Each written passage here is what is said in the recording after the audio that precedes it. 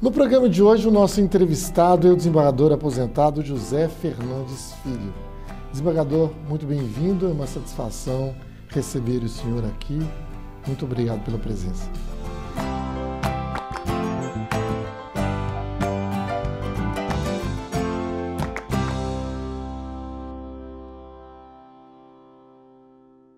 O senhor é da cidade de Bambuí, né, no oeste de Minas Gerais, na região ali próxima à Serra da Canastra. Como é que foi a infância do senhor em Bambuí? Bom, realmente eu nasci em Bambuí há 93 anos atrás. Tive uma infância sofrida, um pouco trágica, com a perda da minha mãe e após o que, aos 11 anos, quando ela foi chamada, eu tinha um tio que era escrivão do crime em Divinópolis, que me levou para Divinópolis, com 11 anos de idade. Me levou para Divinópolis, a cidade a quem eu devo muito da minha formação, sobretudo pela orientação. Era um homem muito sério, muito íntegro. Esse meu tio chamava-se Itagiba de Souza, e com 11 anos eu entrei para o ginásio São Geraldo, que era o estabelecimento de ensino recém-chegado a Divinópolis. Veio de Pará de Minas para Divinópolis. Com 11 anos de idade, eu fui ser faxineiro do ginásio. Comecei trabalhando como faxineiro e, com o tempo, tá entendendo, tornei-me conhecido daqueles que eram responsáveis pela minha formação lá no ginásio e cheguei a ser o chefe de disciplina com 15 anos de idade. Eu jogava futebol muito bem e era respeitado como jogador de futebol. Havia um time lá em Divinópolis que chamava-se Guarani. Com 15 anos eu já era titular de uma vaga lá no Guarani, e isso me situou bem no meio daqueles 120 alunos internos do ginásio, e eu tenho certeza de que eles foram bastante tolerantes comigo, também por causa dessa circunstância. Depois, terminado o curso ginasial, eu vim para Belo Horizonte. Fui trabalhar num local também surpreendentemente interessante para a minha formação. Chamava-se Clube dos Ferroviários, porque meu tio de Divinópolis, chamava-se Itagiba de Souza, era muito amigo de uma pessoa que tinha uma ligação grande com a antiga rede mineira de viação.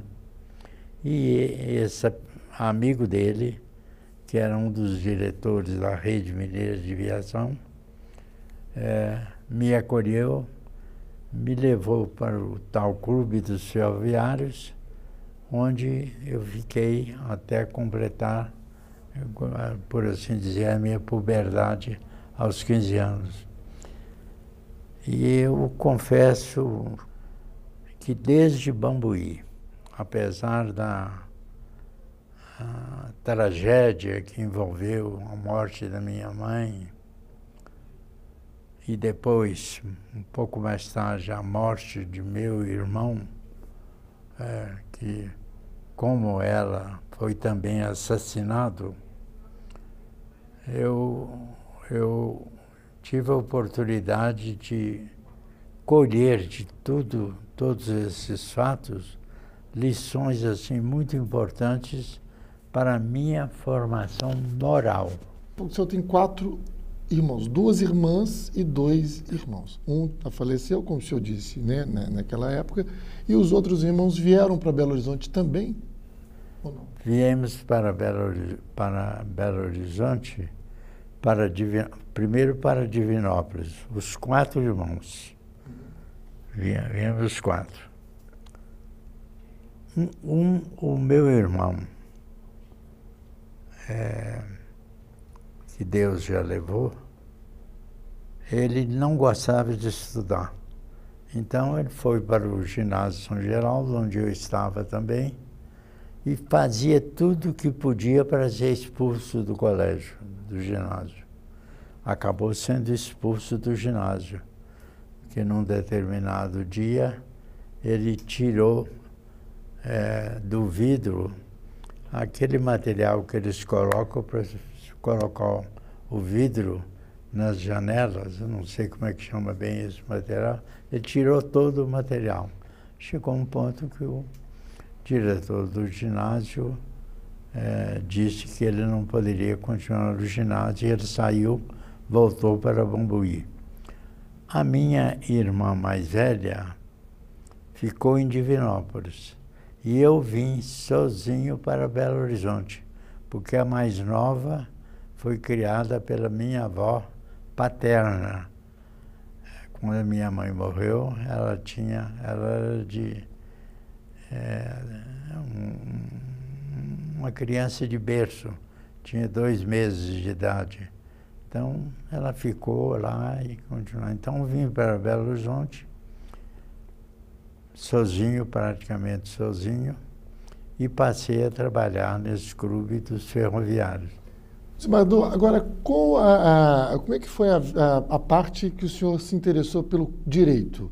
Você depois foi estudar direito, como é que foi essa? Esse era um sonho de criança do senhor fazer, seguir a área do direito? Eu lia muito, e todo leitor voraz como era eu aos 15 anos, conhecia toda a obra de Machado de Assis, Tristão de Ataíde, José de Alencar, enfim, esses escritores da época. A minha leitura me levava necessariamente a 2 campos, ou ir para a Faculdade de Letras, ou ir para a Faculdade de Direito. Vim para Belo Horizonte, precisava de cursar o colégio, o 2º grau. Chamava-se, naquela época, científico ou clássico.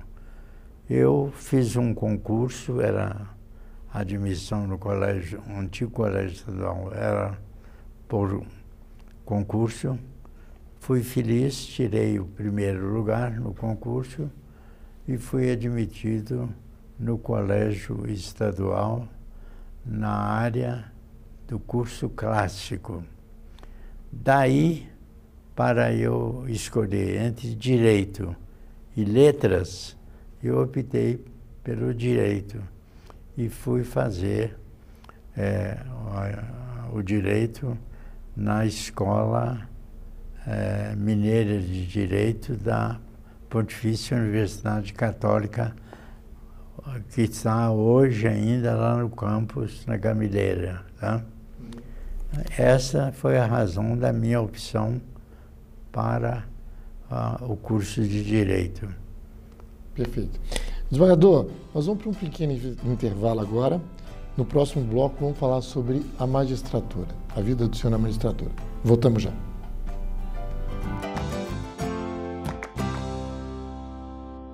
Bom, estamos de volta hoje conversando com o desembargador José Fernandes Filho, ex-presidente do Tribunal de Justiça de Minas Gerais. Desembargador, na administração pública, o senhor atuou no Tribunal de Contas da União e foi secretário de Estado da Educação no governo Aureliano Chaves. Como foi esse momento para o senhor? Sérgio, no Tribunal de Contas da União,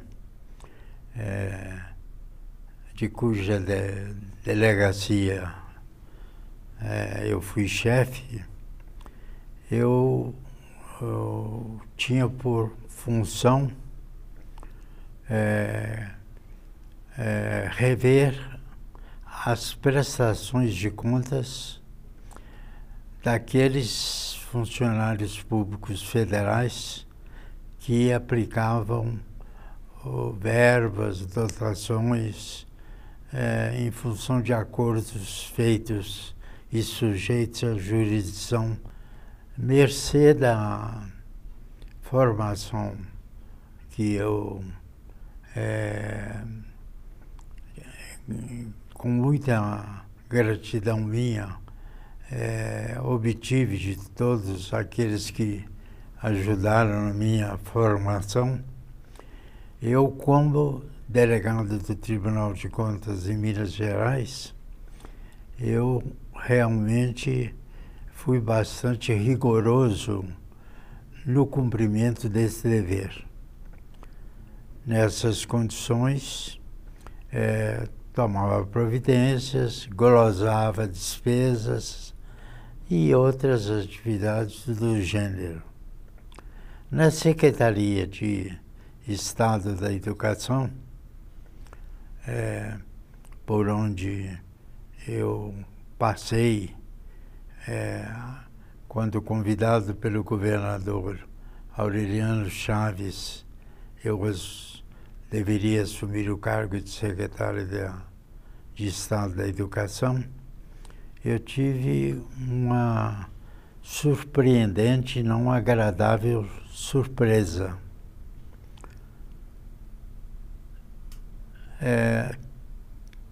Corria-se, na época, uma notícia um pouco apressada a respeito da equipe que eu pretendia constituir para me ajudar no exercício daquela responsabilidade. E nós estávamos já no prédio da Secretaria de Educação, com muitas pessoas esperando pela posse, quando surgiu a notícia de que haveria um veto do órgão de informação de então ao nome do professor Hugo do Amaral, que eu havia indicado para ser o secretário adjunto, que é o segundo cargo na hierarquia daquela casa, da secretaria. Quando surgiu essa notícia muito surpreendente para mim, porque eu conhecia muito bem o professor Hugo do Amaral, uma pessoa de excelente formação, meu amigo, praticamente meu irmão. Quando surgiu essa desagradável notícia, e a posse continuava suspensa, eu procurei o então governador do estado, Aureliano Chaves, e disse a ele que se o professor Hugo do Amaral, indicado por mim para ser meu adjunto, não poderia assumir o cargo, eu também não poderia, porque considerava ele entre os muitos bons democratas que foram comigo para a Secretaria de Estado, talvez o melhor de todos, o mais seguro de todos, ex-diretor da Faculdade de Filosofia, um homem, entendendo, reconhecido por todos como altamente formado, com o espírito democrático. O governador Aureliano me ouviu atentamente e me disse que iria verificar o que estava ocorrendo. Eu voltei para a Secretaria de Educação,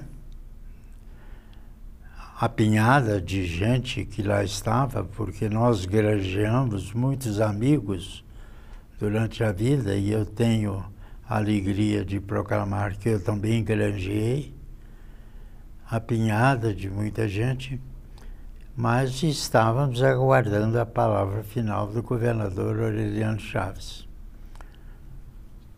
Felizmente para todos,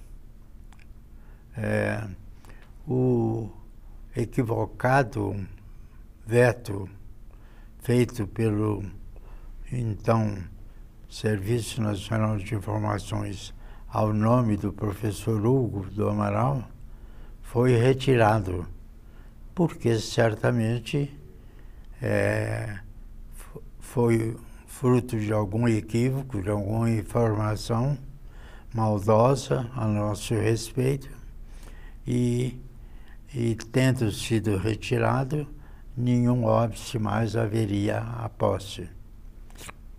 A posse, então, ocorreu, minha e do professor Hugo do Amaral, já naquele dia como secretário adjunto da Educação, e o tempo se passou e foi provavelmente o melhor testemunho para aqueles que se equivocaram a nosso respeito de quem éramos todos nós, a equipe que honrou o passado da Secretaria de Estado da Educação.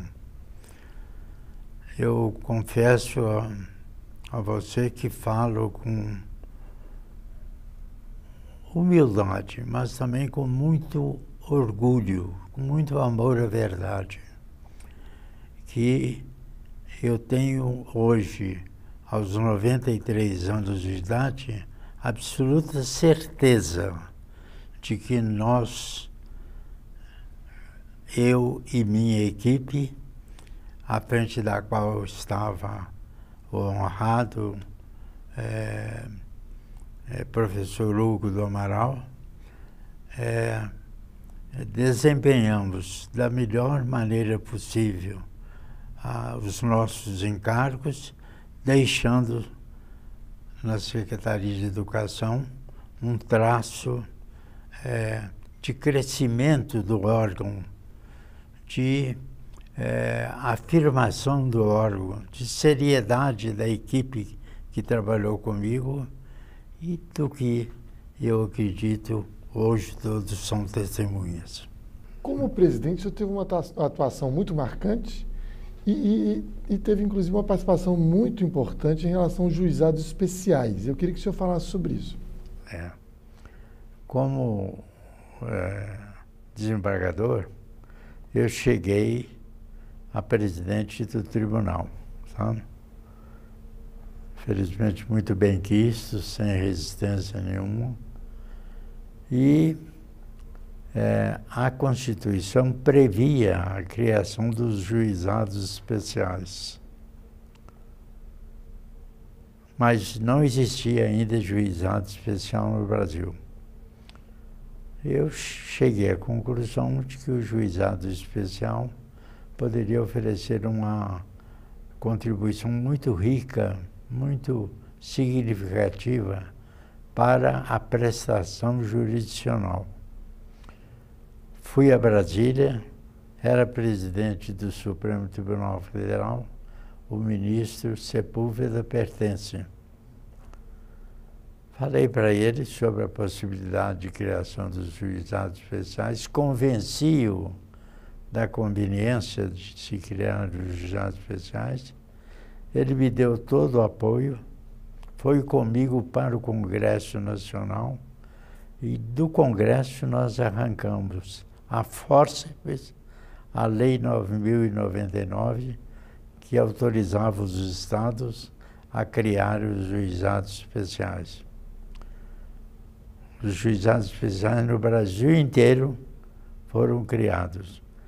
E naquela época, mercê talvez do conhecimento que eu tinha com toda a jurisdição do Brasil, eu viajei para o Brasil inteiro para vender a ideia dos juizados especiais e convencer os presidentes do Tribunal de Justiça que era uma grande contribuição aos necessitados, àqueles que não tinham possibilidade de ingressar em juízo pelo estado de pobreza, de miserabilidade que eles tivessem. Todos os estados da federação toparam comigo a ideia de criar os juizados especiais nos estados. Não é só em Minas, é nos estados do Brasil todo. Hoje, os juizados especiais existem em todos os estados da federação. E eu falo com humildade, mas com amor à verdade, que sem a minha presença não teríamos juizados especiais no Brasil. Porque o Estado que oferecia resistência à criação dos juizados especiais era um Estado muito poderoso. Era o Estado de São Paulo, cujo presidente, cuja voz falada naturalmente repercutia muito. Foram criados os juizados, estão aí prestando hoje 30% da jurisdição brasileira nos juizados especiais. O desembargador, e sobre os mutirões? O senhor também foi uma participação muito importante. Bem lembrado, você tem me falado isso.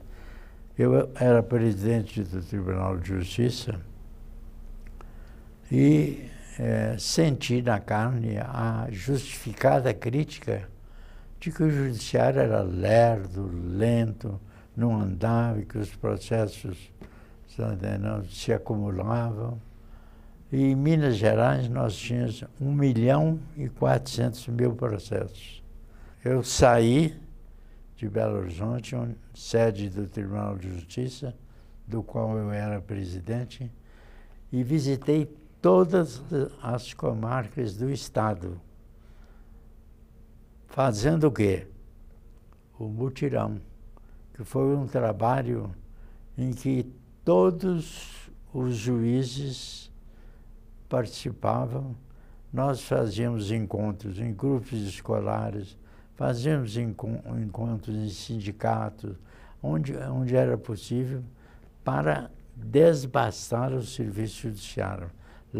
Levantado esse acervo horroroso de 1.400.000 processos, nós os levantamos por comarca e em cada comarca, num determinado dia, era feito um mutirão. Nós chegamos a fazer um mutirão debaixo de árvores, quando na comarca não existia local próprio para fazer um mutirão, porque era tão grande a aceitação, o entusiasmo dos juízes, que não cabia em nenhum lugar. Então resolvemos fazer até debaixo de árvores, como foi feito numa cidade do sul de Minas.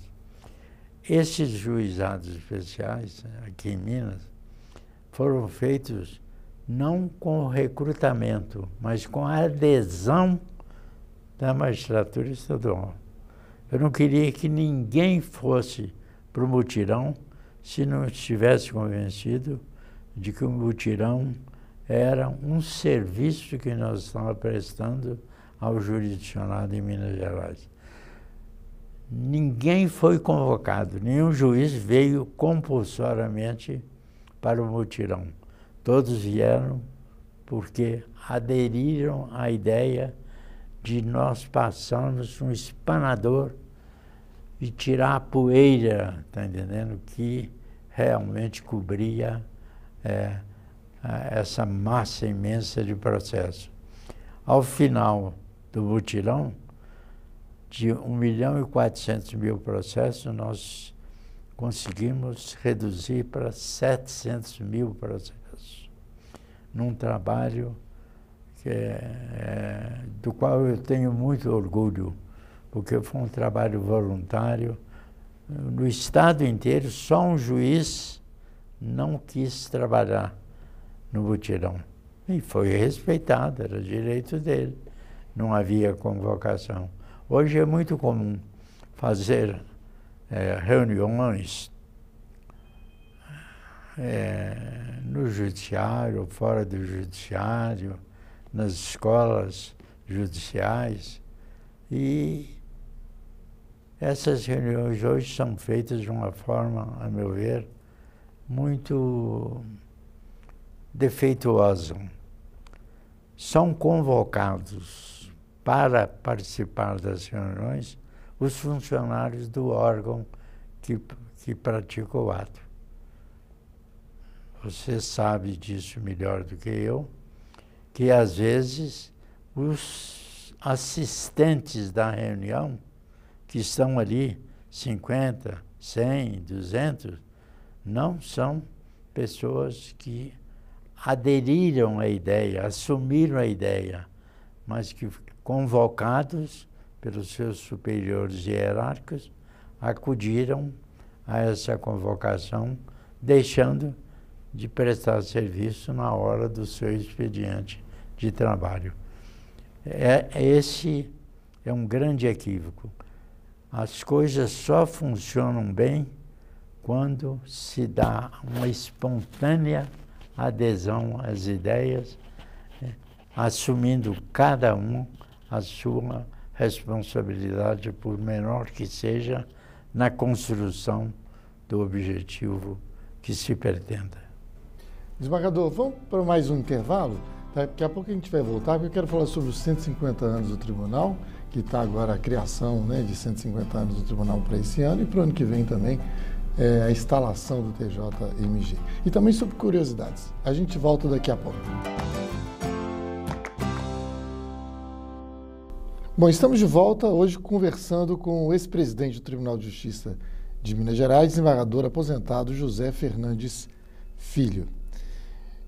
Desembargador, o senhor tem obras publicadas, entre elas Funções do Estado, Exame pelo Tribunal de Contas da União das contas dos executores de acordos celebrados com os estados, os municípios mineiros e os casos de dispensa de licitação e acumulação de cargos à guarda dos poderes do Estado. Como é que é esse momento do senhor também, né, na vida literária? Ô Sérgio, esses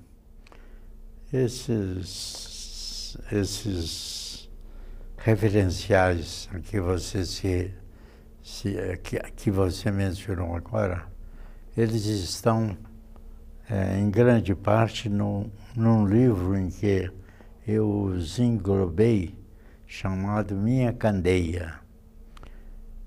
É um livro interessante, que tem uma história, tá entendendo? Que começa com a minha presença no Tribunal de Contas, minha presença na Secretaria de Educação e minha presença no Tribunal como desembargador, seu presidente acabando com um mutirão. Esse trabalho foi um trabalho feito ao longo do tempo, da minha experiência de vida. Tá? De todos eles, o que realmente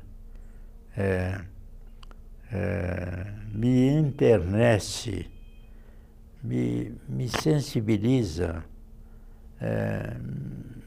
me agrada, me faria repeti-lo, entendendo, com o mesmo entusiasmo daquela época, é o mutirão. Porque naquela época nós tínhamos um acervo processual vergonhoso para o Poder Judiciário e saímos, ao fim de 14 meses de trabalho, em todas as comarcas de Minas Gerais, com uma significativa redução desse acervo. Hoje, eu me preocupo. Nós estamos numa fase de gigantismo processual. O número de processos que está se acumulando no judiciário, não apenas aqui em Minas, mas no judiciário brasileiro, é muito grande, reclamando a presença de alguém que, como eu, mais um Sancho Panza do que um outro cavaleiro da esperança, venha para sacudir a poeira dessa situação profundamente incômoda a que estamos sendo levados. Ou o judiciário reage a isso, simplificando a metodologia de trabalho, ou encurtando distâncias, de acordo com as necessidades de hoje, que não são as mesmas do meu tempo, ou nós corremos o risco, a meu ver, de um dia os palácios da justiça serem apedrejados. Esta é a minha conclusão, não de desespero, mas de esperança, na presença de alguém que venha para fazer com mais acerto, com mais sabedoria, com mais capacidade do que eu quando tentei fazer isso naquela época do mutirão. O desembargador do Tribunal de Justiça completa esse ano, em 2023, 150 anos de criação. No próximo ano, 150 anos de instalação. O que o senhor gostaria de dizer nesses 150 anos do tribunal? Não, eu acho que o Tribunal de Justiça de Minas Gerais tem a distingui-lo da maioria dos outros tribunais um toque especial da honradez. Nós não somos, provavelmente, os mais sábios juízes do Brasil, mas dificilmente poderemos ser igualados no exercício funcional com a nossa honradez. Você vê falar de vez em quando que um juiz em Minas Gerais prevaricou, mas é muito raro isso. E, infelizmente, não é tão raro assim em outros estados. A meu ver, o Tribunal de Justiça desempenhou até agora com honradez, com seriedade, com ética, tá entendendo? A grave responsabilidade de fornecer uma prestação jurisdicional à altura das aspirações da sociedade de hoje. Desembargador, em relação a alguma curiosidade, alguma coisa, um fato curioso, marcante, que o senhor gostaria de dizer, que o senhor lembra, assim, que o senhor poderia revelar, que aconteceu nesse período aí, que o senhor esteve no Tribunal de Justiça, presencialmente, como desembargador ainda, atuando? Eu poderia me lembrar de alguns fatos, tá entendendo, que teriam ocorrido nesse período e que valeriam apenas ser mencionados. Mas eu vou mencionar apenas um. Quando eu assumi o cargo de secretário da Educação, existia no tribunal, na Secretaria de Educação, um órgão que era um delegado do Serviço Nacional de Informações. Como secretário de Educação, não podia tolerar que tivesse ao meu lado um delegado me fiscalizando, porque eu me considerava com a minha equipe suficientemente idôneo para me autodirigir. Isso na área administrativa. Agora, na área judiciária, nós nunca tivemos um caso, na minha gestão, nunca, nenhum caso, tá entendendo? Em que eu me sentisse coagido para não fazer o que deveria ser feito. Nem no tempo da chamada Revolução de 64, nem depois, em nenhum momento, ninguém ousava, tá entendendo, exercer sobre nós qualquer constrangimento na área do judiciário. Claro que humanos, limitados, contingentes, como somos os seres humanos, temos defeitos, temos fraquezas, mas graças a Deus, essas fraquezas, esses defeitos não chegaram a turvar o clima de segurança jurídica que nós conseguimos passar para o judiciário naquela época. Eu só desejo que venha e venha rapidamente alguém capaz de enxergar o quadro que ameaça ser desanimador, se nós não conseguirmos atalhar o crescimento da massa processual em circulação, fazendo talvez um outro mutirão que possa realmente, de que realmente nos possamos orgulhar.